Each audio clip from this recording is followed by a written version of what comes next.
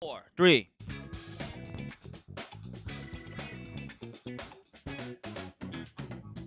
Yeah. Welcome, everybody, to the Keeping It Real with Rick and RJ vodcast, where we talk to real people with real stories, always uncensored. Boom. Our vodcast is only available to watch on YouTube, and we shoot live every Thursday at 11:15 CST. Our 2021 goal is to grow this channel so we can reach thousands, even millions of people to get their stories out there for their entertainment.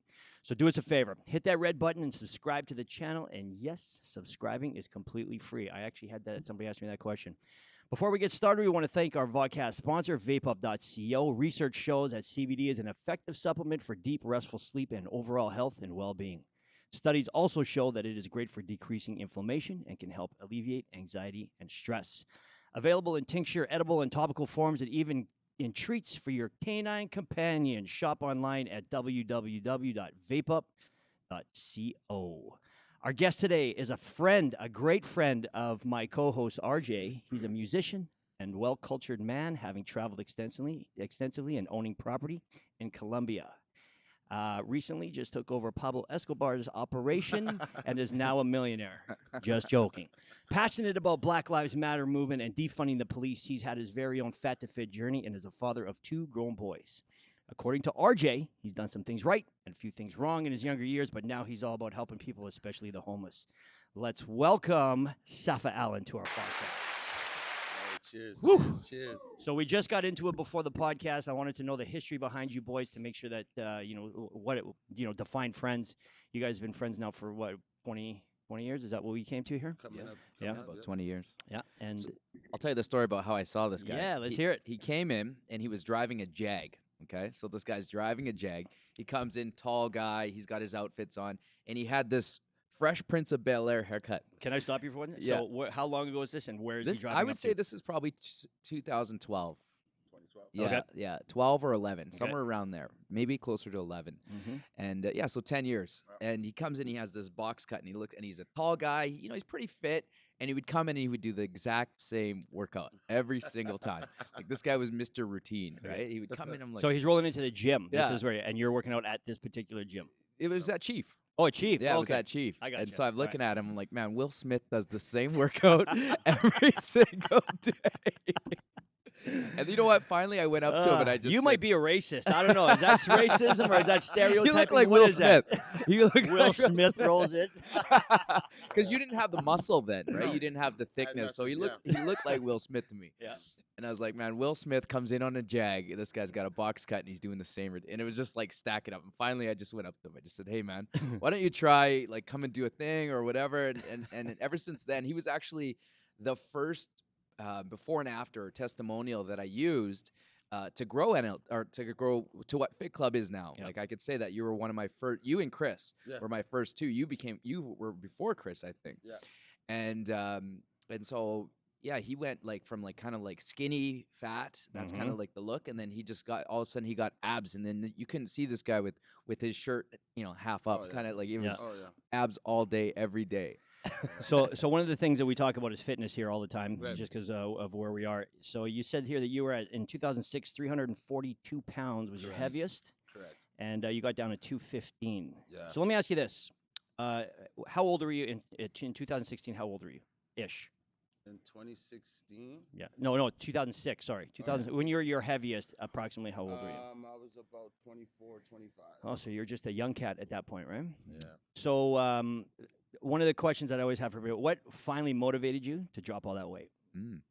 Oh, two things. This is gonna be a funny story. Well, the first story is a good one because it was a girlfriend of my friend, and his girlfriend used to come over. They used to come over, family friends, and I seen her weight loss journey.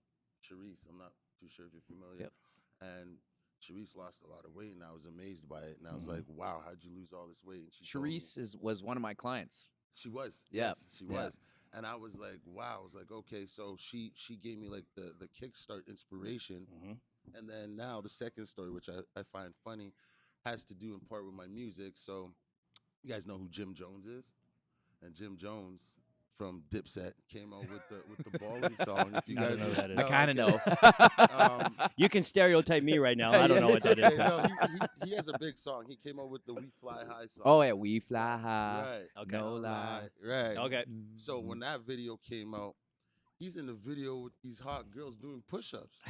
And I'm like, so if I do a couple push-ups, I could get in a video with some hot girls. And so I started doing push-ups because I was like, I sort of seen there was like a kick in the world, I believe, where fitness became the thing. Yeah. Mm. And I think I hopped on that bandwagon at the Mhm. time. Mhm. So that's what it was. I mean, I seen all like the people I was inspired to be musically and whatnot, Mhm. getting in shape. And so I said, I gotta do something Yeah. about it. And then, of course, I went to Chief Peg, was by myself. I didn't want to go to the bigger gyms and, be like bullied and muscled. So I went to the dungeon, Mhm. and I went to the dungeon, and RJ always had his classes going, and always, yeah. And that's exactly how it started. How he said, I think I was doing something wrong one day, and you came up and you're like, yo, you're gonna hurt yourself. Do it like this. And I was Yeah. like, oh, okay, that was cool. And that's how it started. Yeah. Sounds But like it's my funny story he too. said that. He said that he didn't want to go to the big boxes because Hmm. he felt like he'd get bullied. How tall are you? I'm 6'4". What do you mean bullied? Yeah. Well, What were you worried about the specifically? guy who's, are you done with that machine? Like, like Yeah. Mm. it's Like sort you're a of. fucking giant. Who's bullying you? Like, what are you No, worried about? no, It's I'm funny how you very can become little giants out of your right, element. right, Yeah. Yeah. right, Hmm. Yeah. yeah. Yeah, a lot of people are concerned about. I personally don't know. I think maybe that might have been something you didn't need to worry about. I personally feel like when it comes to gym people, Mm, when I see somebody who's overweight or unhealthy roll in, I'm proud of them. Like I Hmm. would never bully them. I would always encourage them. So Hmm. right, I feel it's kind of a false narrative that a lot of people have right, to keep them out of the gym. Right? Hmm. People are going to make fun of me or whatever. yeah. I don't Hmm. know. I feel like the workout people are a little bit different. Having said that, Mm, maybe if you're 19, 20, 21, like the young bitches and the right, young dudes, they're Hmm. all judgmental and maybe that's what they're, but they're all just trying to bang each other anyways, that's right? true. So, but I think as you get a little bit older, I don't feel like, especially when you get to my age, which is into the 40s, Yeah. Yeah. Yeah. So, you mentioned that you're into music. I don't know exactly. I didn't have any details what it was. You Right. want to tell our audience what it is that you do?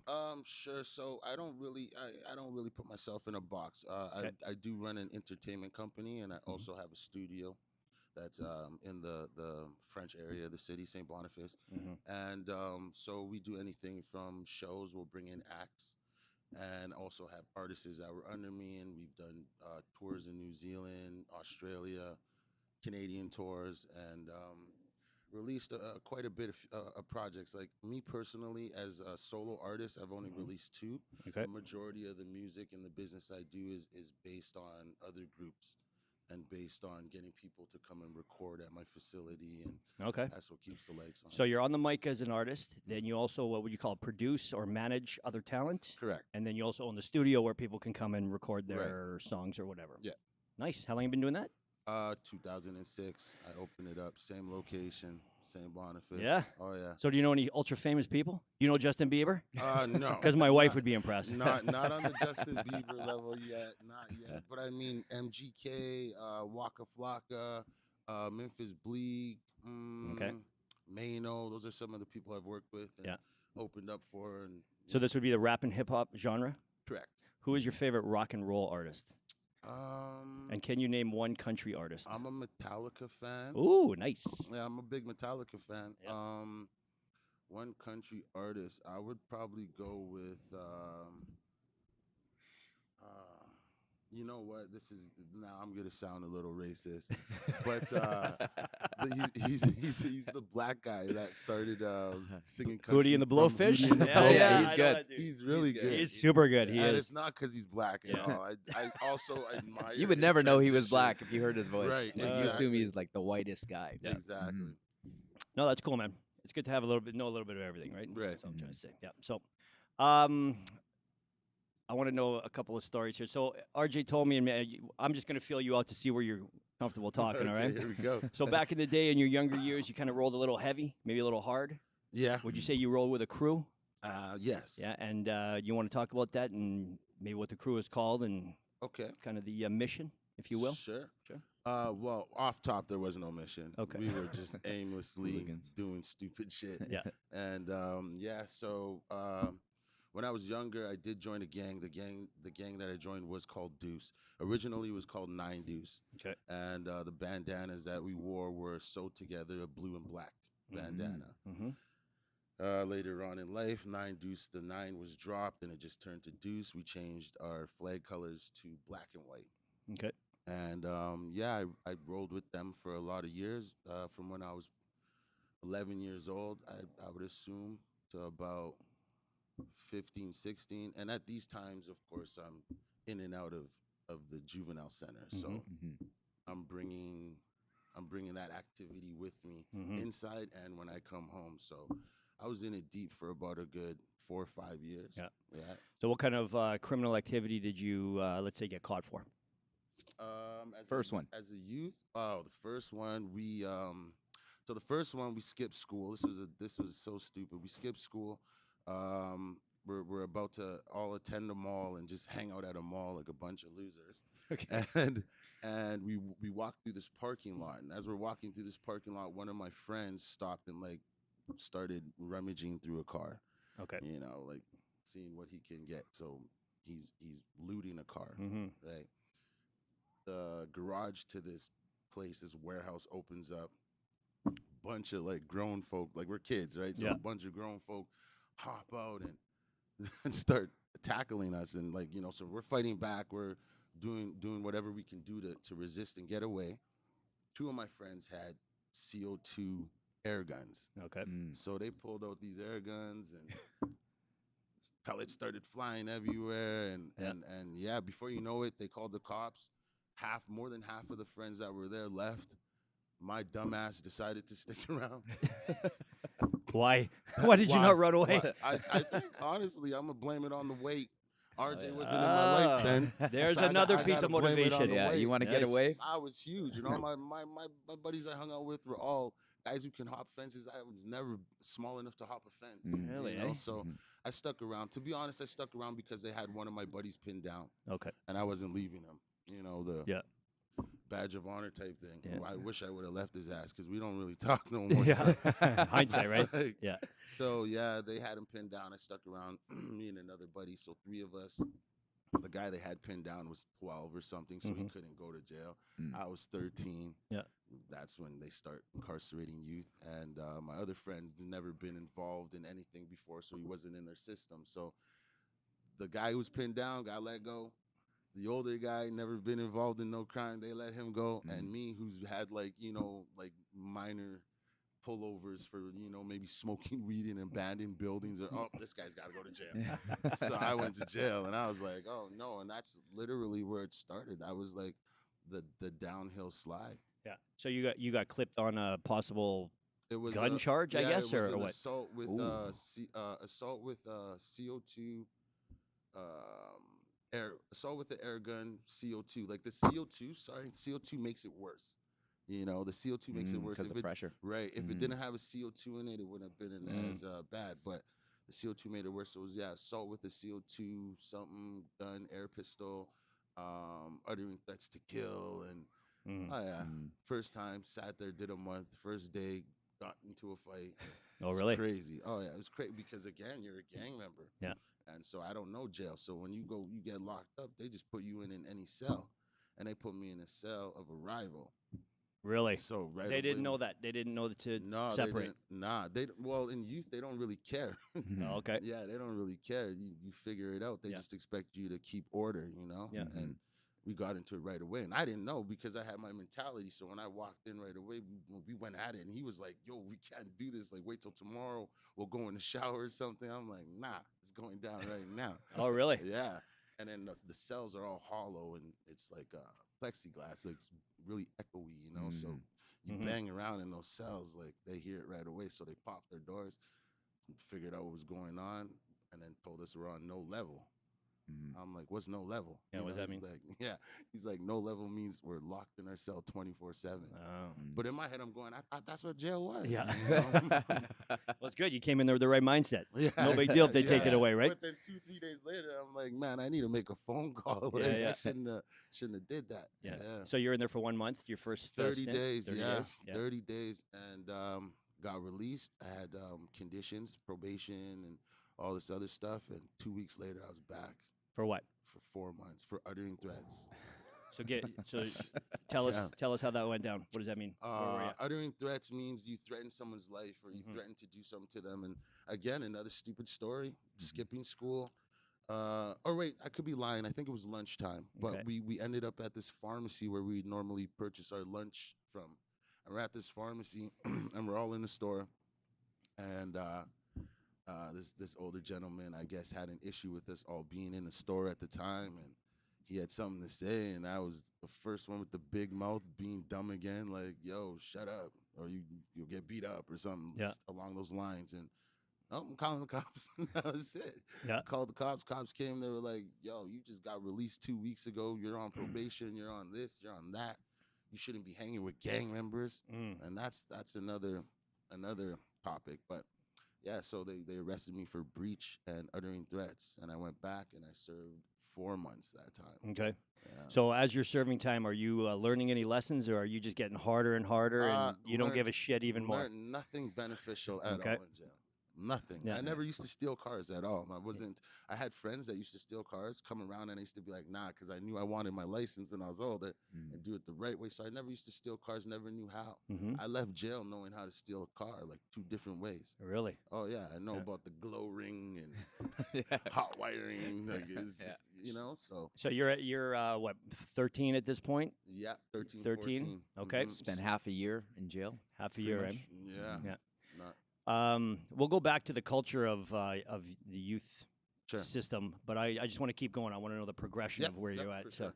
okay, so you're out again after the 4 month stint. Now what? Then what'd you do? So now I'm out after the 4 months.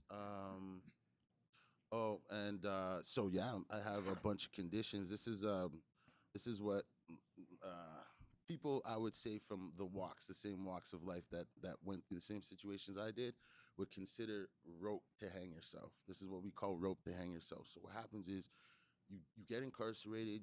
A lawyer makes money, a crown makes money, a judge makes money, cop makes money, correctional staff make money. So all these people make money off of you, and then they give you rope to hang yourself. So they say when you get released, you have a 7 p.m. curfew. You can't hang out with any known gang members.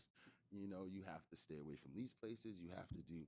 So it's virtually impossible when attending a school like Gordon Bell Mm-hmm. that I can't be around any gang members. Mhm. So that's the rope, because at lunchtime you can be literally going to get lunch from school with your buddies, and this would happen, and an officer can roll up on you and be like, "Oh, hey, Mr. Allen, this guy's on a gang member list. This guy's on a gang member list," and that's pretty much what happened. So the third time I got arrested was for a bunch of breaches. Mm. Breaches are, if you don't know, when they give you conditions to follow, you don't follow them, you're in breach. Mm-hmm. So you can get up to 30 days for a breach. Yeah. I came in with like 15 breaches. Mm. Oh man. So now what they do, your lawyer comes at you after you've sat in jail for like 4 or 5 months. Your lawyer comes at you and says, "Hey man, you want to go home?" Hmm. I'm like, "No, it's actually more comfortable in here, and I like being locked in my cell at Yeah. 7 p.m. every night." Stupid question. Right. Yeah. So I'm like, "Of course I want to go home." Yeah. Okay, all you have to do is plead guilty to 5 of these breaches, and then they're gonna drop the other 7. Mm-hmm. Mhm. And that's usually what they do, is try and throw as much shit at you so that you'll concede a few, and Right. they win a little bit, right? Right. Yeah. Mhm. Okay. Right. But that follows you. Yeah. That's what messes you up later on in life. Yeah. Okay. So then you breached, and they Yeah. put you back in. They put me back For in. how long was this time around? That time I did. So I believe I did 5 months. Or sorry, I got sent. I did 2 months in remand, Yeah. which is waiting for court and your sentencing, and then they sentenced me to 5 months. Okay. So I think I pled out to 5 breaches, and they gave me 30 days each breach of open And custody. how old are you? That time I was probably 13, transitioning to Wow. 14. Yeah. All right. Keep it Don't you going. find that 13-year-old mark is kind of like the make or break? It is. When you really It start to is. get into the deeper trouble. It is. It becomes from children stuff to almost adult stuff. Yep. Mm-hmm. It is. Mhm. Yeah, it wasn't for me because I No. was I was a boy till I was like 22 years old, man. Uh-huh. I was just a wee shit. I didn't grow till I was 22. Uh-huh. In fact, I lived out in Lockport in between grade 6 8, whatever age that is. Mhm. And when I moved to the city for grade 9, and I remember somebody making the joke of, I don't know, I'm gonna come on your face or something, and I didn't even know what "cum" meant. Right. I had no idea. That's how green I was when I came in here. So it's Yeah. actually a little shocking. I guess maybe it's a city to country thing. I don't Yeah. know what it is, but when I hear stories about younger people, 11, 12, 13, rolling Yeah. heavy with gangs and doing Mhm. criminal activity, I was like, holy shit! Like, I'm just a kid. I wouldn't even be smart enough to know how to do any of this shit Mhm. yet. You Right. know what I mean? So let me ask you this: was your dad around at that time? My dad was not around. He was Mhm. absent. My dad, he okay, so he wasn't in my life. There was no advice that I can go and seek from him, talk Mhm. to him about, girls or anything like that. But he was in the streets. Mhm. So coming up, I would see him in the streets and, either addicted to drugs because he had his moments where he would lose a bunch of weight and just really look bad.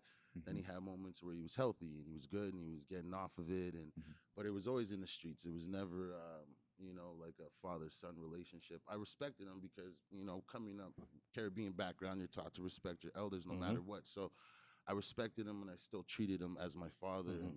and gave him that respect and whatnot. But yeah, no, he was absent out of my life. So when you saw him in the streets, did you call him dad? Did he call Oh you yeah, son? yeah, yeah, Yeah. yeah, yeah, Okay. for sure. Yeah, we would embrace each other. He'd still give me a hug. Like he would try to hide, if he was high, he would try to hide it. He didn't want his kids seeing that, Yeah.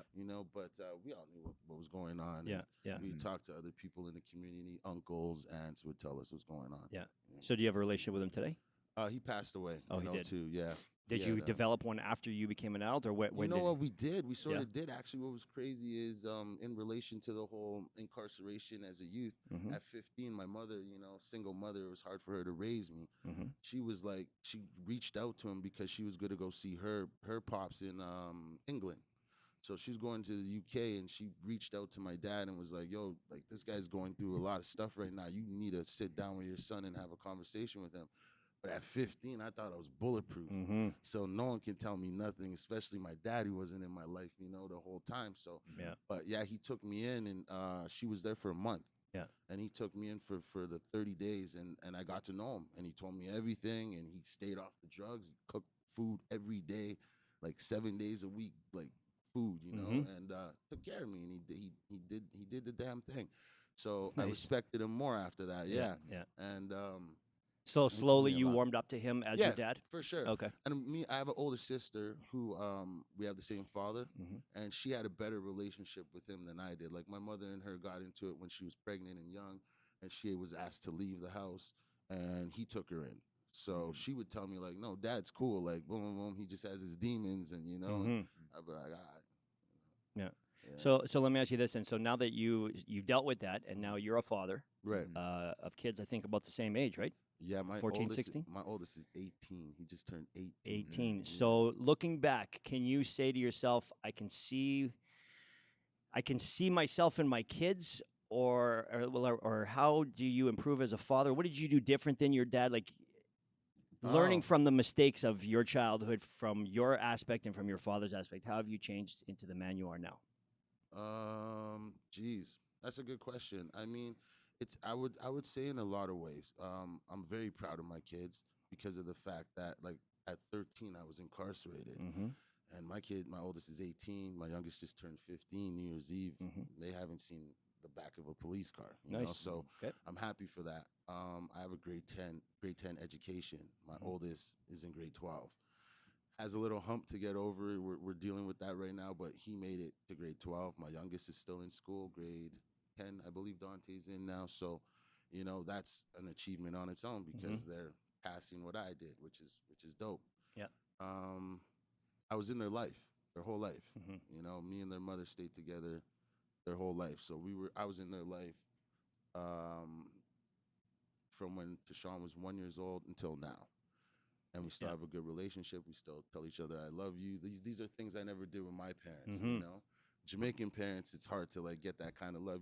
They love you, Yeah. but they just won't look at you and say I love you. They Oh, they is don't. that how it is there? Oh yeah, they Yeah. don't be doing that too Yeah. much, So so no embracing, no I love yous, no nah, pats on the head, atta boys, none of nah, that kind of stuff. nah, none of that stuff. None Okay. of that But stuff. you changed that. Yeah, Yeah. yeah, yeah. I changed that Yeah. drastically. I From an do that all outside the time. perspective, the way I see you with your kids is you're either hard knocks, like Right. hard straight up, Yep. like no nonsense. You're Yep. gonna learn the struggle and you're gonna learn the hard way. Hmm. But then I also see the soft side in you. Yeah. You know what I mean? I've seen both. Right. Yeah. And so let me ask you a question. My dad had me when he was young. My parents had me when they're probably the same age as you. Mhm. What was it like raising kids, being like a big kid? That's a good question You because know, that was something I would tell my like sons you're all the time. 38, and your guys Yeah. is 18. Think about Yeah. that, So right? you were Jet's 20. 4, right? Like I Yeah. would consider myself somewhat of an adult right now. Right. But rewind 10 years ago, Yeah. it would have been a different Yeah. story. No, Somewhat that's of real. an Somewhat. Somewhat. in these yet too. Yeah. That's true. No, like really, because I still consider myself like I'm still learning too. Yeah. So Yeah. I still consider myself young. Like I always tell them, I'm like, I'm your dad, but my knees are still good. Don't play with me. Like I'll Yeah. still school you on the basketball court. I'll body slam you. Like don't get it twisted, you know. Yeah. So Yeah. I still feel like 18-year-old me too, you Mhm. know. So that is a good question because it's like an 18-year-old me raising an 18-year-old, you Yeah. Mhm. know.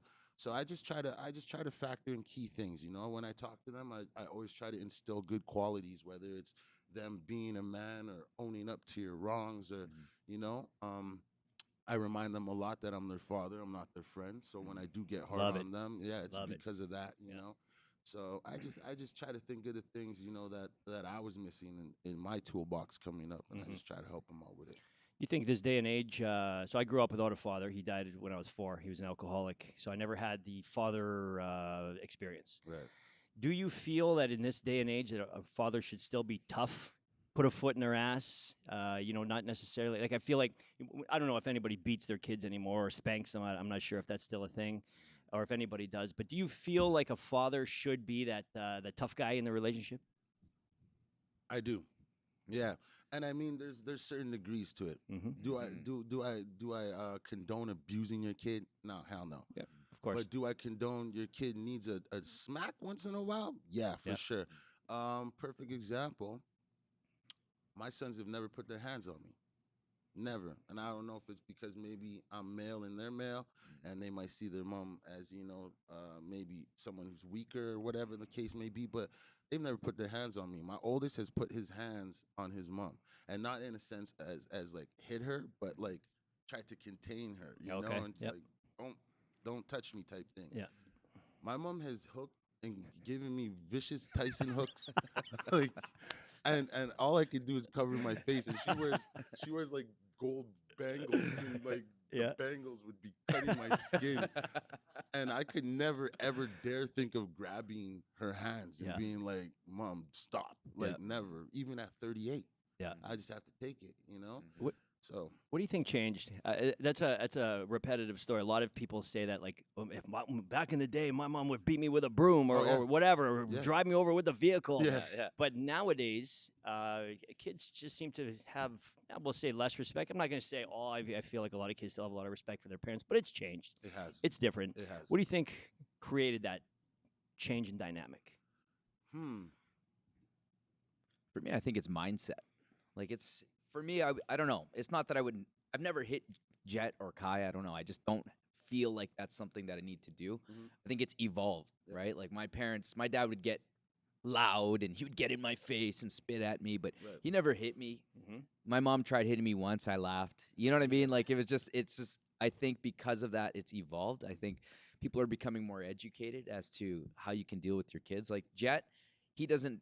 If I get mad, like no, no, no, no, I walk away, take things away. He just cries and he doesn't stop crying. Hmm. You know what I mean? Yeah. Whereas Kai's a different story, and so I have to like be a Hmm. father differently Differently. to Yep. each one of those That is kids true. because they don't respond. Mhm. Jet, I yell at him, he'll cry and he'll cry for hours and he won't stop. And you're like, at some point in time, he's got to stop. I got to hold firm to this. And then Yep. you Hmm. got to go and I got to go talk to him. Yep. I got to talk to this 4-year-old man to man. Yep. Like legit, I stopped all the TVs and everything. I said, hey, Jet, remember what you did earlier? Right. And I said, listen, like, I didn't like that. And he's Mhm. like, but daddy, you did this and that. And I'm like, you're 4. Yeah.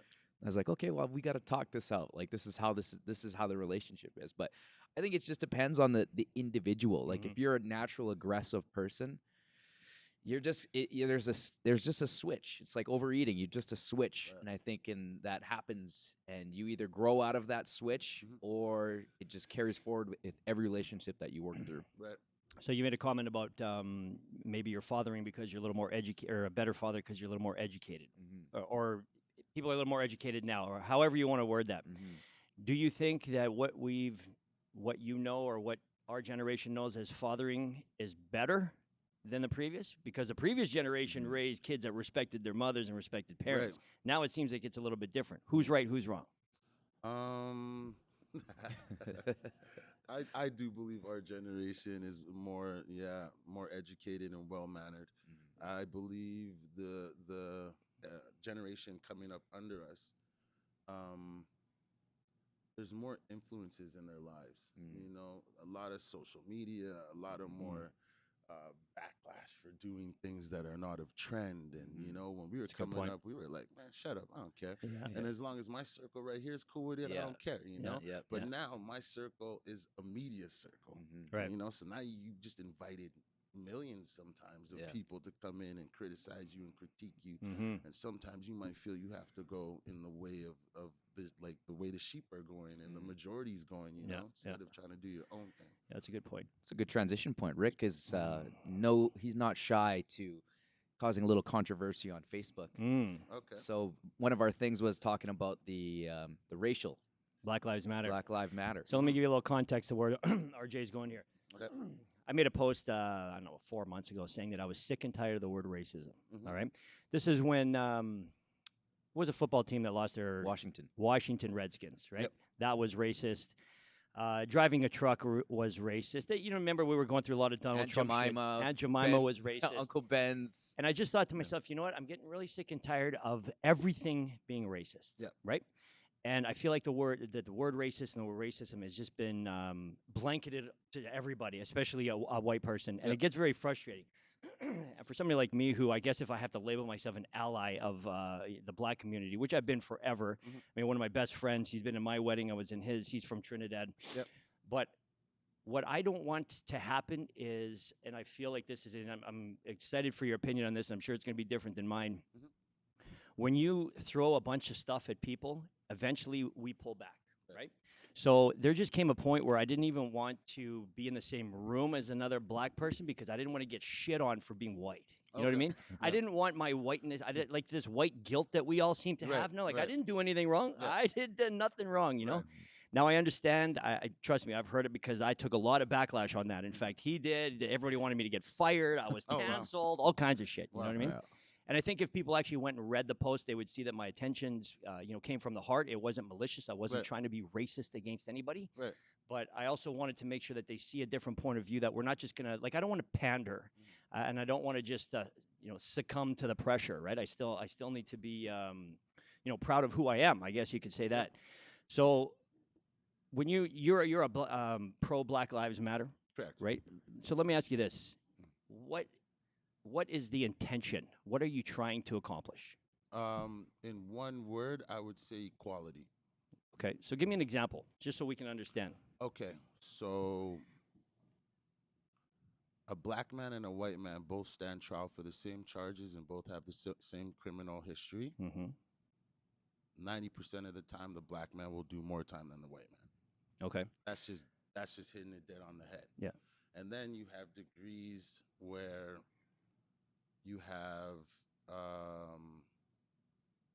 a situation that involved police. Mm-hmm. A police officer, 90% of the time, would be quicker to draw their gun and shoot and kill a black person or person of color 90% of the time more than they would do a white person. Okay. Right. Yeah. So it's just about equality. It's not about a racism thing. It's more or less about if you're trained enough to deal with that white person who was just frantic and was also armed Mm-hmm. and had a knife and was charging at you with a knife Mm-hmm. or a gun, and you used your taser on him and you were able to subdue him and you're able to bring him into custody, then that tells us that you're trained enough to do so. Mm-hmm. Why can't those same trainings and lessons be used when dealing with a person of color, Mm-hmm. right? So it's very systemic. It's woven in, cloth from time. If you go back, not to go really back on history, but if you go back and you think about slavery, for example, when black people were being enslaved and brought over from Africa on ships that they had to lie in their feces for 4 months and come over on ships, a lot of them dying in the process, and then come to a country, learn a language, and then be forced to provide labor for free Mm-hmm. and get whipped if you don't. So when all of this is happening, legislation and laws are being written. Mm-hmm. So when those laws are being written and rules are being made, these rules don't involve the intention of care and concern for black people, because black people at this point are property. Mm-hmm. They're slaves. Yeah. So when these rules are written, these rules are in a sense made to repress and keep us, down, right? So what happens is, throughout time now, we're in a world where the same rules that were written, that were meant to repress us and keep us down, are still valid today.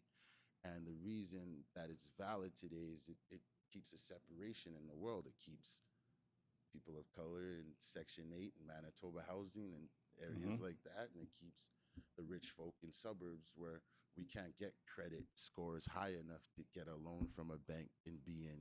So our environment is what raises us now. Mm-hmm. And when you're in an Agreed. Yep. environment, and when you're in an environment like that, you sort of have to adapt. And you have to, it's like how you said you couldn't imagine being 11. Neither can I. Yeah. It's like hearing those words come out of my mouth is like, wow, that's crazy. Like, I had to grow up fast, and no kid should have to grow up fast. But when you're in an environment like that, you sort of don't have a choice, especially if you come home and your lights are off and your mom's on the couch crying. Mm-hmm. And then you're a kid going, oh man, this is camp day. We're going to camp. Yeah. And she's looking at us like, you don't even know. Like, I didn't pay the bills because I have no money. The lights are off, but we don't even know because we're kids. We're innocent. Mm-hmm. When you start realizing why your mom's crying, you want to do something about it. Mm-hmm. And then again, you walk out your door and you're in an area where this guy's a drug addict, this guy's a drug dealer, Mm-hmm. this guy's a dropout. Your buddies are telling you want to make some money, you want to help your mom out. You can't go to school, come here. You go to school, you don't understand the curriculum, you ask for help, you still don't understand it. Yeah. Rather go on the corner and make an easy thousand, your mom will never cry again. Like, it's the mentality, it's Right. a chain reaction. So back to the BLM thing. Sorry that I got No, it's fine. sidetracked, but back to the BLM thing. It's a design that's been woven into cloth from time. So what happens is all the rules that were made and set in place back then are still applied today, Mm-hmm. which is why you have Section 8 Manitoba housing, you have, mass incarceration. That's why you have stuff like that. Mm-hmm. Why you don't have, um, So the laws don't distinctly say that black people are going to serve a bigger sentence for right? something than a white person. It No, doesn't distinctly say that. no. So I guess how do you fix it then? If the rules Well, don't say that, yeah. what what? So I what mean, I I want to would ask this question. How do we solve it? I guess. what I would do. I mean, there's a Yeah. lot of ways, and I'm pretty sure there's someone more educated than I am, able to answer that question better than me. But what I would suggest and what I would do is I would encourage people to understand their politicians. Understand who's about to get elected, your MLAs or whatever the case may be, the next prime minister, your premiers, your mayors. Understand who they are, understand who they back, understand what they believe in, understand what they're about. Okay. Um, Even go further in research, figure out what communities they came from. Mm-hmm. Figure out what kind of high school were they in, private schools their whole life. Like stuff like that. You got to figure that out because it says a lot about a person's character and what they believe in. Okay. So let's talk about that then. So there's a politician who is, let's say, white, Right. grew up in Charleswood or lived in Charleswood and went to private school. Mhm. You would say, from your community side of things, you'd say, I'm not voting for this person? If he was in the same race as someone who was from a more similar community as mine, yes, I Yeah. would not vote for him. Okay. Yeah. So does it boil down to say, here's the thing, politicians are full of shit. Let's be Right. honest. They'll Yeah. just say whatever needs to be said. They're panderers, in my opinion. This Right. is why I really don't like politicians because they just say whatever you want to hear, and then they're going to say what RJ wants to hear, and they're going to That's say what true. Rick says to hear That's because they're true. going to knock at our doors and tell us what we want to hear. Yeah. Um, so I don't know if that's I don't see how that can solve the problem. What about let's say you becoming a politician? That too. Yeah. Or my kids. Yeah. Yeah. I've Like, would you actually encourage them to do it? Would you for encourage them to sure. be a police For officer? Would you sure. encourage them to be a politician? 100%. Yeah. Okay. 100%. Because I feel like that's how the system has to change is from within. Yeah. Because Yeah. as long as it's them against us, Yep. or I feel like it's never going to change. 100%. Because we're never going to fully understand. I'll never know what it's like to be a black guy. You're Right. never going to know what it's to be a white guy. Right. So until we sit together at tables Right. and share food Yeah. and That's right. work together shoulder to shoulder, That's I think right. it's never going to happen. But Mhm. so here's the thing: there's incentives, there are initiatives for let's say minorities, women to they're given preference for jobs, right? Mhm. We know that this incentive has been around for a long time. Mhm. So why hasn't it evened out yet? What's holding that back? Again, I would have to say your environment. Yeah. You So know, when give me an example. Why wouldn't you become a police officer? because it would be shunned upon in the community I was raised in. I'd be looked upon as a rat. I'd be looked upon as a person of the other side. Okay. I come from a community where police brutality ran rampant. Mm-hmm. A lot of my friends have been beaten excessively by police officers. Mm-hmm. A lot of my friends have had evidence fabricated against them, drugs planted on them by police officers. Police officers in my community are only there to cause peril and damage. You think that's a fair statement for everybody I across the do. board, I've though? never met a police officer come to my community with donuts, coffee, tea, or Well, they or eat the or donuts first. or Come on. or come and check on somebody's well-being. Every time a police officer was in my community was to arrest somebody Yeah. or was to ask me what I had in my pockets or if I was on probation. Okay. Because being on probation, they give you the rope, Mhm. entitles a police officer to now come and fuck with you, so to speak, Right. right? But when you're not on probation or bail, they can't really fuck with you. But you put everybody on probation from communities, Mm-hmm. of less fortunate, then a cop can pull you over at any time he wants and card you. It's called carding. Yeah. So Mhm. he can pull you over and card you, which is another tool they use. So again, they're not gonna come out and be like, "Hey, let's arrest only." Nah, this is subliminal. Yeah. Everything is woven tightly into cloth. So let me ask you this. Let's say you and your buddies were sitting around chilling, doing nothing illegal, and a cop rolled up and said, "Hey guys, how's it going?" hmm Would you be like, "Let's have a conversation," or would you just be like, "Get out of here, pig"? Me personally, I would not have a conversation, but I would not be disrespectful. Okay. I match the same energy. I get pulled over twice a month. Okay. It's fun. It's funny because I want to ask. Like I got like my kids are half white. You know what I mean? I Yeah. got a Mhm. lot of white friends, and I'll ask my white friends like how many times you get pulled over, bro? Mhm. And they'll be like, oh, last time I got pulled over was like 3 years ago, 4 years ago. I'm like, okay, I get pulled over twice a month, Mhm. doing nothing wrong, nothing at all. Really? Eh? I get pulled over twice a month. So when I say I match their energy, I match their energy because most of the time, like majority of the time, they've already ran my plate. Mhm. So if it's a traffic stop, an officer, normal procedure would say he runs in the plate. If there's a reason why he pulled me over, he pulls me over. He comes to my window. He asks for my credentials, license, registration. He goes back to his car. He runs it. Gives me a ticket if I was doing something wrong, or gives me my paperwork back and says, "Have a nice day." Mhm. That should be a procedure, normal procedure. I've done Mhm. nothing wrong. You'll have cops come to my window like, so where you coming from? Where you going? So that tells me right there, like, this is not a traffic stop now. Mhm. Mhm. You're trying to invade my privacy. Right. Mhm. So I match his energy. Yeah. Mhm. I don't need to tell you where I'm coming from or where I'm going. Did I do something wrong? Yeah. I think that's a fair thing to say. I don't think Yeah. that's rude. Oh, just Yeah. like that. Yeah. If But that's how you're speaking, but for that's sure. the invitation now. Yeah. So now it's, oh, so why are you getting so rude? Yeah. I'm not getting rude. Mhm. I just don't want to talk to you. Mhm. Here's my license. Here's my registration. Yeah. Now they go run it. Now they're, oh, at 13 years old, air pistol. You see what I'm saying? Yeah. So Yeah. now Yeah. this follows you. This is the design. Yeah. So 13 years old, air pistol. Oh, breaches. Oh, been incarcerated his whole youth. Oh, boom, boom. And now they come back with even more attitude because now they want to get in my car because now it could be an arrest. You got to remember each arrest for an officer gets them closer to a higher salary or a higher position or an Is that true? investigator For sure. for sure. It is. For sure. The more arrests they have, it like It's a bank. Okay. It entitles them to apply for, So this is now looking like an easy arrest because this is Mr. Allen. He has to be on probation or something. So now they come back to the car. Um, are you on probation or bail?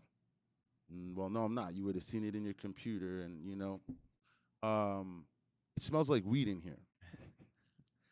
Okay. And this is funny. So I'll look at them and I'll be like, I don't smoke weed, officer, Yeah. because I know it doesn't smell like weed in my. I don't smoke weed, officer.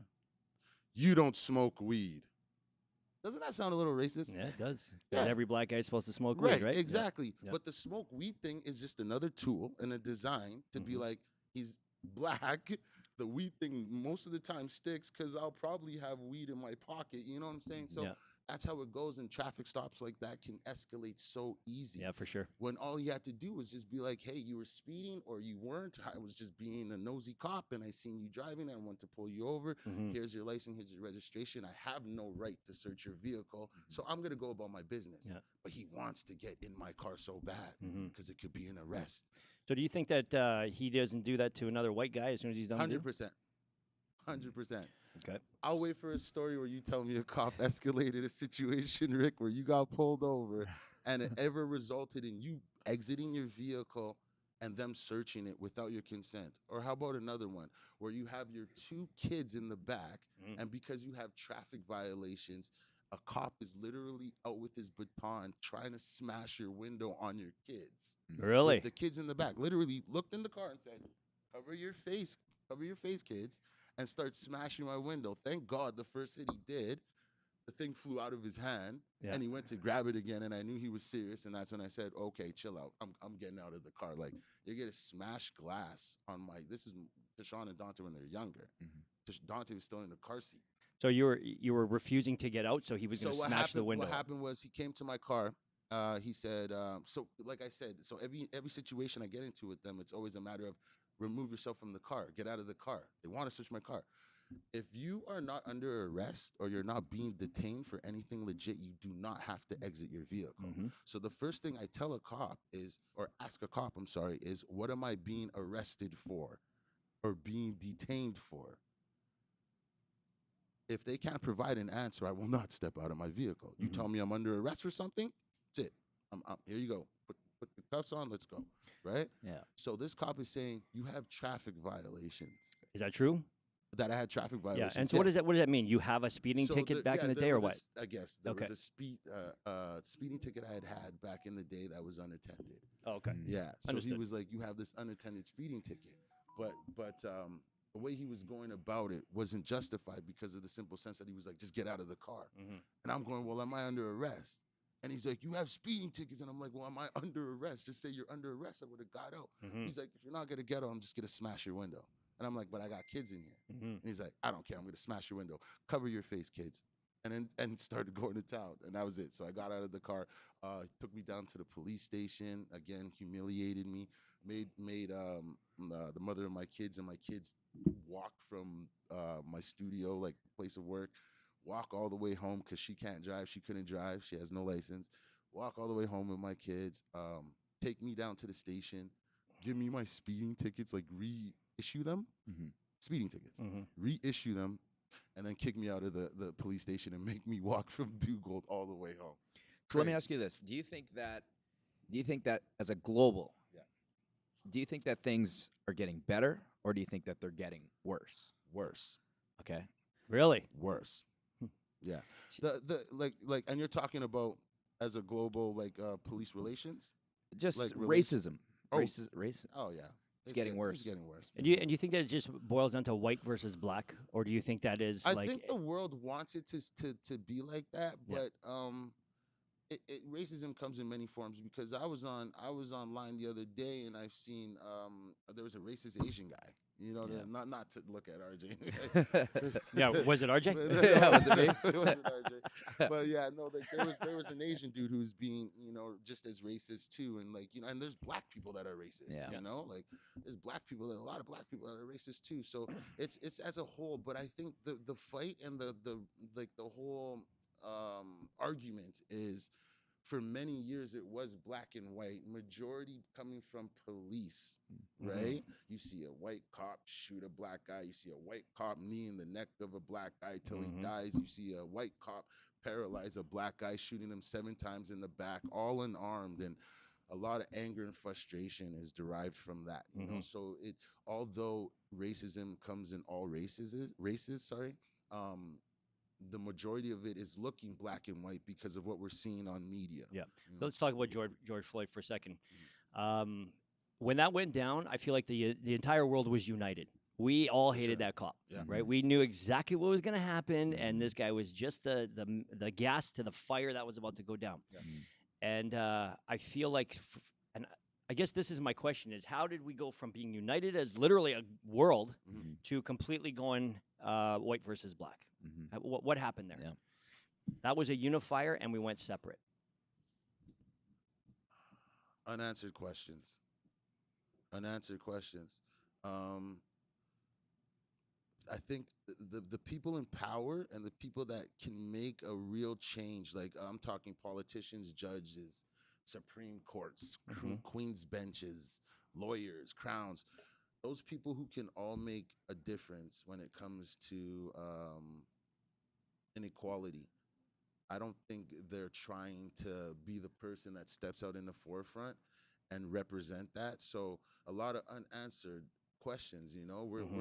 We were united, but then a bunch of white cops stormed Breonna Taylor's house and killed her in her sleep, Mhm. and they're not charging the cops. So things like that is what Mm-hmm. infuriates us. We see stuff like that and we go, well, wasn't George Floyd the nail in the coffin? Like Mm-hmm. that was it right there. Like we should have had this whole thing on a go already, Yeah. but it looks like we're retracting and going backwards when we see things like the Breonna Taylor, or for example, yesterday the Capitol was stormed. Mm-hmm. Yeah, you guys heard about that, Yeah. right? Mm-hmm. Yeah. So the Capitol was stormed. They have footage online right now that's circulating. 4 people have died, which Mm-hmm. is a tragedy. 4 people have died. No major arrests whatsoever. They stormed the Capitol. They were able to invade it. They were able to vandalize it, take pictures, and they got pictures and selfies with police officers. They have the officers helping one of the vandals down the stairs, holding her hand, making sure she gets down. And then you can go back and see a picture of the same Capitol when the Black Lives Matter movement came to protest peacefully. Mm-hmm. Didn't storm the building, didn't vandalize nothing. And you can see the heavy military presence that they have, balaclavas, assault rifles, um, heavily armed men Yeah. and numbers that were there ready to kill and shoot the BLM protesters that came peacefully. But yet yesterday, we see these Trump supporters storm Mm-hmm. the building. 4 people shot. Who shot those people? There was police officers. No, I think a Secret Service was one of the people who shot, and then I don't know. I know a lady died Mm-hmm. from a Secret Service being shot, and then the other three, I'm not too sure on that story. Okay. Yeah. So they're shooting white people too. Then Mhm. I There, mean, you got to look well, at it that no, way, it Yeah. was Those are it right? was a ways against. Secret Service. Yeah. It wasn't the police. So Okay. I Just think where we're going, I think where we're going with this earlier is it has to start from the individual level, right? Like I mean, if you look at Barack Obama, first black president, yeah. like no one would ever say that you would never see a black president, but this guy worked his way up as an Right. individual, Yeah. right? He took a stance. He said, you know what? I'm going to go against everything that's stereotypical for me. Yep. I'm going to ignore everything that people assume of me, and I'm going to ignore everything that everybody expects of me. And he did his thing, and he's going to continue to make waves like throughout the next decades. Right. You know what I mean? And I think that that's where it starts from. It's like it's just like if one guy gets heated, if all of a sudden you get heated, then you get heated, and I get heated, Yep. and then this guy's like, I'm chill. You know what? I'm chill too. You're chill. You're chill. You know what I mean? Like it's a super close connection. Yeah. Right. And I think that's what it starts. And I think that things will get better Mhm. because it's more socially visible, Okay. right? Like you said, social media. Like it's nowadays they're filming everything and they're in their Right. face. I got you, and I see all this. I'm So like, okay, what that's kind of happens though unnecessary. if no one does nothing? So those are the unanswered questions. Yeah. You're right, RJ. Everybody is filming everything, Mhm. but nothing's being done. I remember there was a time where it was like, yo, if I only caught that on camera. if I only caught that cop doing that on camera, if I only caught this guy doing, and now we've captured it Hmm. millions of times. Mm.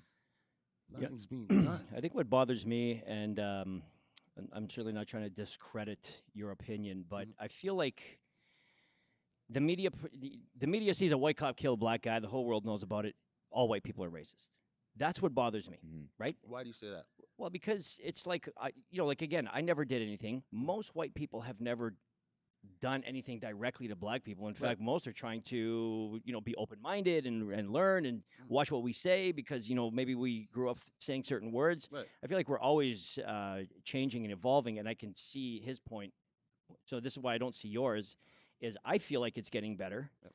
but do you think maybe it's just the media, or what is it? Because I'll be honest, when you think about when black people are portrayed in the media, it's in the ghetto. Mhm. They're rappers. Yep. Mhm. They're drug dealers. It's Right. always that. That's always the message that they Right. give us. We don't seek That's that. true. That's just what they throw at us all the time. Yep. And then white people are in the suburbs, and Right. we live on clouds, and we drive Rolls Royces and Right. all this stuff. Yeah. Like it's always this bullshit that happens. Yeah. Where in reality, it's three dudes of different shades of color sitting at a table shooting shit, Right. right? Or Mhm. maybe we're eating a meal, or maybe we're smoking a joint, or Mhm. maybe Mhm. whatever. Mm. Like, why is that not celebrated? And the only thing we see is white versus black. Yeah. And I think maybe that's the problem. And media, Or am I wrong? Am I wrong? no, the Like media is always going to put out what's the worst. it Like Right. always does, man. always. And they don't show this, right? Yeah. Like look, we've got 7 viewers right now. Yeah. If this was something about somebody, a white cop or a black cop doing something to a white guy or something like that, this would be 1,000 Yeah, views like in a, if we in a could s- get a in a thousand people seeing this, I don't know, maybe people would yeah. look at stuff different. I Yeah. just don't know. So I guess that's sort of where, I guess we'll leave it. I feel like we can never really Yeah, get an you answer can't. to this problem. Right. But I I mean, think that unless you have, everybody can make a difference. Like you, honestly, as sure, cheesy as it sounds, I think that the one person just needs to rise up yeah, above whatever situation they were in, Hmm. and then just show that there's like, I mean, you're a difference maker for your kids, Yep. right? It's two people. Hmm. But imagine like the grand scale of things, like Mhm. guys that are in politics, rappers, NBA players, Yep. the people of influence, if they can take up and make a stance, but make a smart stance. I think by people, taking a hard stance and not being open-minded and being very political about it. Yep. Like there's a lot of NBA guys that are just like flat out, this is not right. Yep. But it's like, okay, well, what can we do about it Hmm. outside of getting hmm angry and violent? You know what I mean? I think I that's think going to be that's the where we're difference all maker. stuck. Yeah, you're right though. yeah, You're absolutely right. 100% I agree. That's where we're all stuck though. What could we do about it? Mhm. We've had a lot of years hmm to make change, Yeah. and a yeah. lot of Yeah. years to, So what is it? Like, let's solve the problem right now. Yeah. What is it, Safa? I Do we honestly, fire all cops? Like I no, know you're talking about defunding the police, so right. just hit me with some real talk here. That's what this Okay, podcast is. so What do we do? with the You're not going to defund, offend me. no, So no, go not ahead. at all. Yeah. With the defund thing, what I'm imposing, like what I mean when I say defund or be a supporter advocate for defunding the police is, okay, so here's the status and the stats for our city. Our city's crime rate has went up 10% since 2018. So in the last 3 years, okay, our budget for that also has gone up hmm for the police of 10 million plus dollars. The budget for the Winnipeg police right now is $301 million for the Winnipeg police, where our crime has still went up, hmm okay, every year for the last 2 years, 3 years. So that I believe is an enormous amount of money going towards an entity that's still not preventing crime or doing anything. Now, if you were to Google and look up how much money they put into actual crime prevention, youth programs, mental awareness training programs, $2.9 million comes up. Mhm. So when I say defund the police, 2.9 versus 3.1? 300. 301, Okay. Okay. yes, Yeah. $301 million Mhm. as opposed to 2.9. hmm So if our crime's still going up, I don't understand why we can afford to buy a Humvee at half of $600,000 that's made to what, go through people's houses during drug busts. This is what we need. We need Yeah. this, Yeah. but we can't provide more money to mental health Mhm. programs and crime prevention Mhm. and youth risk programs, right? Yeah. But we can buy a $600,000 Humvee because when we're busting bad guys, this is the thing we've never needed a Humvee. Yeah. Yeah. Yeah, I feel like the militarization of our police force probably unnecessary. You know, they're just getting ahead of it. I Mhm. understand, and you know, when it comes down to budgets, you have to budget 3, 5 years in advance, right? Mhm. So shit that's happening today, Yeah. you know, you're basing it on what you think you know in 5 years from now. And I see your point. You're kind of a results guy, right? If the Mhm. crime is going up, then why are we getting more money if you're not solving the Right, problem, right? Mhm. right. Whereas I think on the other side, people are going to say, well, if we're not solving the problem, well, let's throw more money at the cops, right? But So what there's does the more money do? yeah. So What I does guess the my Humvee do? my question to you is so let's throw more money into social programs Yep. helping the youth. Let's even say that we split that budget Mhm. 300 million, 150 million to social programs, Yep. 150. Mhm. What are we doing? What are we We're doing with doing that a lot. 150? We're doing a lot. Specifically, So, hit me with it. okay, specifically what that 150 can Mm-hmm. help is a lot of at risk. So that's crime prevention at the start, Okay. which would prevent a lot of these kids getting into that lifestyle and their environment sucking them in and having them become a criminal at 13 years old, which Okay. was unfortunately my story. It can also go into mental health training. A lot of these officers are involved in situations that become fatal because of the simple fact of their lack of training mentally when dealing with a patient or somebody who's going through a friggin' anxiety attack or someone who's schizophrenic, and Mm-hmm. and these officers don't know what's going on, so the first thing they do is draw their gun Yeah. and kill this individual. That would help a lot. Also into community-based relations. So having, like I said earlier, non-police coalition, right? Non-police coalition, and then of course your police themselves, and they work together, and they're able. These are people that are from these walks of life where I was raised and brought up, and they're able to work with the police and educate them more on how to deal with a person from the walks of life that we came from. And that's where I think that money can go more towards than to buying a militarized Humvee to go through someone's house. Okay. We proposed cameras, police cameras, that majority of Canada now is hopping on board and doing. That's a $1 million program. We proposed it. It was backed by a magistrate, Margaret Weeb, I believe, and the police commission scrapped it in 2015 and hid it under the table for no one to hear about it. It was $1 million. Mm-hmm. 1 million. Why couldn't we have cameras on our officers, which would protect them and also protect Mm-hmm. the community? Why would that be scrapped? Why would Winnipeg want to say? So those are the things and questions that I find weird. We have a professional standards unit. There's multiple officers that just go there literally every day and kick their feet up and shoot the shit. Mm-hmm. The professional standards unit, if people don't know, is a unit where you would report an officer of not doing their job properly, Yeah. and that unit would then be in charge of investigating and seeing if there was any infractions. Um, that unit is also police. Right. So Police, policing, police. policing, Yeah. policing, police, right? It's tough. So there's no way you can go there Mhm. and be like, hey, this officer did this to me and come out with a victory. It just Mm-hmm. never happens. That unit needs to be shut down, or it needs to be headed by a non-police. Yeah. Yeah. So let me backtrack to your statement about having people come into the community, work as a liaison with the community and the police, right? That's kind of what you said to Hmm. me. Okay. And you So, got to pay them. yeah, no, Like that's Exactly. fine. this That's my can't be a next question. volunteer thing. Yeah. So, Yeah. who is this? That's a government-funded program. Yeah. Okay. Who are they hiring? And where are they finding these people? That's my It's question. it's it's all a How do we do screen this? test. I mean, Like, are they hiring you? the same rigorous screening they would do for a police officer, I feel they would do for these individuals. They'd make sure they come from a background Mhm. that, at one point they were in these trenches and they were in those Yeah. communities, Okay. and now they're more or less activists, or they're more or less, future politicians, or someone who's really trying to make a change. Personally, I would love to be on that board for Yeah. sure, but obviously with the background checks and all of that other stuff that they'd probably want to have set up in place, I Yeah. probably wouldn't qualify. So I think that's probably the problem right there. I feel like you would have to completely drop the background You would. check because that's what you want. Yeah, You Mhm. want somebody from the streets who's yeah, not converted their life and can treat the no. youth. So maybe, But there's people out there like me though who've actually made it. Like yeah. they've Well, walked the exactly, walk, right? talked the talk, and Mhm. actually managed to stay out of jail and not Yeah. be charged. So you find that guy, you find that individual, Mhm. and Hmm. you get I him think up they there. do that because I know a lot of the guys that I know that were very rough let's go back 15 years ago. They're now running group homes, Right.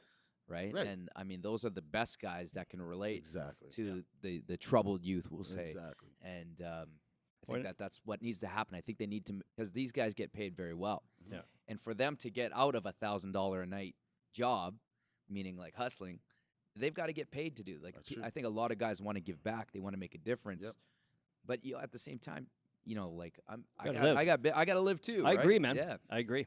I feel like most people who do that are doing it on a voluntary basis, just Yeah. trying to do good for the community. Yeah. And unfortunately, you can't sustain your own life. You don't get the best from volunteers. with hugs, right? Yeah. Exactly. No, I agree 100%, man. I absolutely do, and I feel like if I feel like somebody like yourself though really Yeah. needs to spearhead the project. Yeah. Make it sound like it would work. Get the backing of not just your community, but the community. Yeah. And I feel like that could happen. Like obviously after the whole George Floyd thing, 2020 has been a mental year. Right. Donald Trump, the whole thing, it's Right. been bananas, Yeah. right?